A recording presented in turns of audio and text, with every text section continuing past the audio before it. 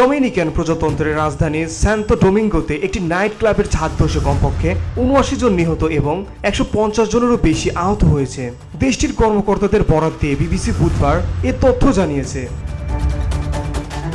দুর্ঘটনায় প্রাদেশিক গভর্নর এবং মেজর লিগ বেসবলের সাবেক খেলোয়াড় অক্টাভিও টোটেলও নিহত হয়েছেন।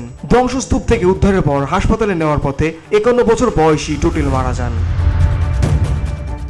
স্থানীয় সময় সোমবার দিবাগত রাতে এই দুর্ঘটনা ঘটে। জেট সেট নাইট ক্লাবে জনপ্রিয় মেরেঙ্গো গায়ক রুবি পেরেজের একটি কনসার্ট চলছিল।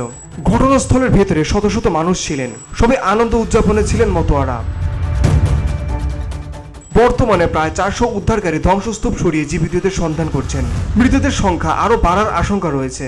এমার্জেন্সি অপারেশন সেন্টারের সিইও পরিচালক জুয়ান ম্যানুয়েল মেন্ডেস বলেন, তিনি আশাবাদী যে ধসে পড়া ছাদের নিচে চাপা পড়া অনেকেই এখনও বেঁচে আছেন। দ্রুত উদ্ধার করা গেলে তাদের অধিকাংশকে বাঁচানো যাবে। বসুন্ধরা, উত্তরা, বনশ্রী, কুড়িল ও বাড্ডা সহ রাজধানীর বিভিন্ন স্থানে অভিজাত ও অত্যাধুনিক মানের ফ্ল্যাট কেনার এক নির্ভরযোগ্য প্রতিষ্ঠান প্লেজেন্ট প্রপার্টিজ লিমিটেড। তাই আপনার স্বপ্নের আবাসনের জন্য আজই যোগাযোগ করুন। Pleasant properties limited, where destiny matches eventually. Jet set Santo ডোমিঙ্গোর একটি জনপ্রিয় নাইট ক্লাব। সাধারণত সোমবার সন্ধ্যায় নিয়মিত নৃত্য সঙ্গীত কনসার্টের আয়োজন করে ক্লাবটি। সেসব অনুষ্ঠানে রাজনীতিবাদ, ক্রীড়াবিদ এবং অন্যান্য বিশিষ্ট ব্যক্তিরাও উপস্থিত থাকেন।